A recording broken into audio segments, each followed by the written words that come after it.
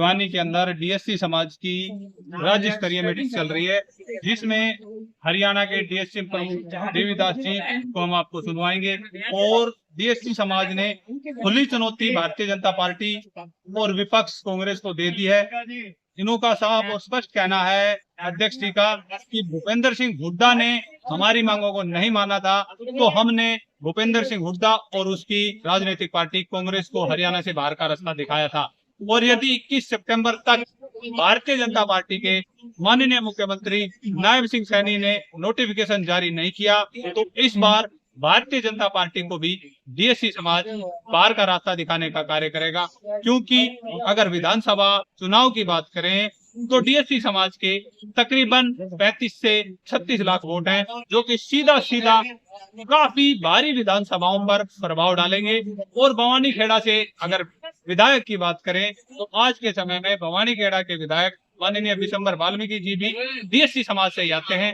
और अभी अभी इन्होंने अपनी पंचायत में भी बोला है कि हम विशंबर वाल्मीकि जी का तहे दिल से धन्यवाद करते हैं। पूरा धार्मिक समाज यहाँ से उठ के जाएगा, भिवानी से कुछ भी करना पड़े वहां जाएंगे, भाई को जितवाएंगे। दूसरी टिकट अमरजीत सिंह सोलंकी, जिन्होंने लड़ी है लड़ाई, सरकार की आंख में आंख मिला के बोलते हैं कि भाई करो जी हमारा काम। ये वो योद्धा, ये वो सूरवीर। आज आपके हमारे बस की बात नहीं है। टाइम लेने चले जाए तो टाइम नहीं मिलेगा।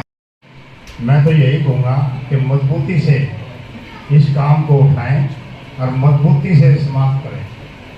भटके ना, कभी उधर भटकने की जरूरत नहीं है। आपके अंदर ताकत की जरूरत है और ताकत सरकार जानती है और सरकार हमारे हक में है। मैं तो आप लोगों से यही कहूँगा कि आप एक होंगे। आज मेरा दिल बहुत खुश हो गया। 2-3 जगह मीटिंग हुई है, आदमी 10 नहीं मिले। आप दिल ये कहता है कि ये बातें हम मार के रहेंगे, जरूरत है आप लोगों की साथ की जरूरत है, ये बातें मार के रहेंगे। जय हिंद, धन्यवाद। एक बार जोश के साथ डीएससी समाज जिंदाबाद, जिंदाबाद, जिंदाबाद। डीएससी समाज जिंदाबाद, जिंदाबाद, जिंदाबाद। डीएससी समाज जिंदाबाद, जिंदाबाद, जिंदाबाद। साथी श्री देवीदास वाल्मीकि पूरी जवानी संघर्ष में बिता दी।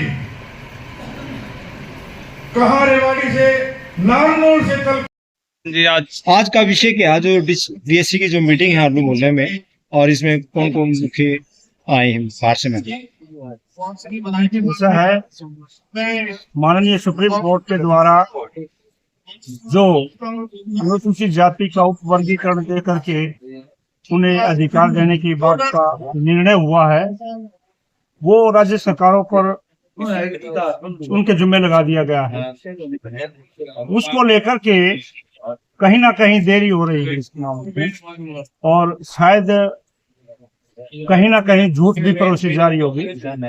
हमें ऐसा लगता है इसको लेकर के हमारे जो राज्य के प्रधान हैं डीएससी समाज के, जो आंदोलनकारी हैं माननीय देवीदास जी, जिनसे उन लोगों ने और स्टेट के जो हमारे उच्च पदाधिकारी हैं डीएससी समाज के, उन्होंने मिलकर के जींद के अंदर 22 सितंबर को एक महासम्मेलन का आयोजन किया गया। उस महासम्मेलन के मद्देनजर आज की ये भिवानी की मीटिंग बुलाई गई है कि उसको क्या अमली जामा पहनाना है, वो किस तरह से कामयाब करना है, इसी विषय में आज की ये मीटिंग। देवीदास वाल्मीकि डीएससी प्रमुख हरियाणा। तो सर ये सर्वोच्च न्यायालय के फैसले के बावजूद जिस तरह से राज्य सरकार हमारे 33,74,000 लोगों को गोल गोल घुमा रही है, ये बात सही नहीं है। भारतीय जनता पार्टी ने वर्ष 2009 और वर्ष 2014 में भी हमारे साथ अपने मेमोरेंडम के जरिए ये कहा था कि जब भी हरियाणा में भाजपा की सरकार बनेगी हम पहले कदम से डीएससी ओब्लिक एससी को लागू करेंगे। मगर दुर्भाग्य कि 10 वर्ष गुजरने के बाद भी भारतीय जनता पार्टी अपने फैसले को, अपने घोषणा पत्र से दूर नजर आती दिखाई दे। 2 जुलाई 24 को मुख्यमंत्री जी ने हमारे समाज को चंडीगढ़ में आमंत्रित किया था। तो मुख्यमंत्री जी ने कहा था कि देवी दासी आपका मामला सर्वोच्च न्यायालय में, जो ही आपका फैसला आएगा हम तत्काल इसको लागू करेंगे। मगर दुर्भाग्य के 1 अगस्त को ये फैसला आने के बावजूद भी आज 31 अगस्त को 1 महीना पूरा गुजरने के बावजूद भी हरियाणा सरकार केवल हमारे डीएससी समाज के लोगों को झूठ परोस रही है। यदि मुख्यमंत्री जी की नीयत में कुछ करने का संशय है, मुख्यमंत्री जी हमें स्पष्ट बताए। अगर वो करना चाहते हैं या नहीं करना चाहते, ये मुख्यमंत्री का निजी अधिकार हो सकता है। मगर आज ये डीएससी समाज जिसकी प्रदेश में आबादी 33,74,000 है, ये किसी भी सरकार को बनाने की और पलटने की क्षमता रखता है। जब सभी जातियों के लोग अपने अपने वोटों का दिखावा कर सकते हैं, अपनी वोट की ताकत से सरकार बना सकते हैं, डीएससी समाज सरकार की ताकत को दिखाने की क्षमता रखता है। हम मुख्यमंत्री जी केवल एक बात कहते हैं कि मुख्यमंत्री जी अब चीन के कर्ज को छोड़िएगा और आप चुनाव आयोग से परमिशन लेकर इसकी नोटिफिकेशन जारी कीजिएगा। यदि आप 21 नवंबर तक नोटिफिकेशन जारी करते हैं तो हम 22 सितंबर को आपका धन्यवाद रैली कर सकते हैं। और यदि आप 21 सितंबर तक हमारी नोटिफिकेशन जारी नहीं करते तो ये समाज के लोग निर्णय लेंगे कि वो किस दिशा में जाएंगे और क्या निर्णय लेंगे। ये समाज में निर्णय करना है। मगर इसके साथ साथ ये समस्त समाज सर्वोच्च न्यायालय का अभिनंदन करता है, स्वागत करता है, जिन्होंने आजादी के 77 ईयर के अंदर इस 33,70,000 पीपल्स को आजादी का आब हवा का आभास कराया। इसके लिए सर्वोच्च न्यायालय का आभार। मान लो मुख्यमंत्री जी आपका ये फैसला नहीं मानते, जो आपने डेट तारीख बताई है, तो उसके बाद डीएससी का आगे क्या रणनीति हो? ये विधानसभा का जो चुनाव सर पे आया, देखिए जब जाटों की महापंचायत होती है, वो कहते हैं समाज सर्वसम्मत फैसला। हम लोग 22 तारीख को सर्वसम्मत फैसला लेंगे। यदि सरकार नोटिफिकेशन जारी करती है, सरकार का धन्यवाद करेंगे। यदि नोटिफिकेशन जारी नहीं करती, सरकार गोल गोल घुमाती है। गोल गोल घुमाना हमें भी आती है। जब हम सरकार बनाना जानते हैं, सरकार की गिरावट।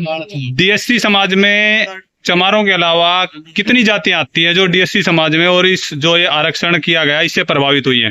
डीएससी समाज में 37 कम्युनिटीज आती है, जिसमें प्रमुख वाल्मीकि, भानक, कोड, बाजीगर, सांसी, डूम, खटू, कोहली, कोरी, डूम, डेहा, सिकलीगर, सिरकी बंद, इस तरह से छोटी छोटी जातियों का 37 जातियों का समूह है। और जिससे हरियाणा का परिदृश्य बदलने वाला है। यदि सरकार हमारे लिए सकारात्मक सोचती है तो निश्चित तौर पे हम इस सरकार की हैट्रिक लगा सकते हैं।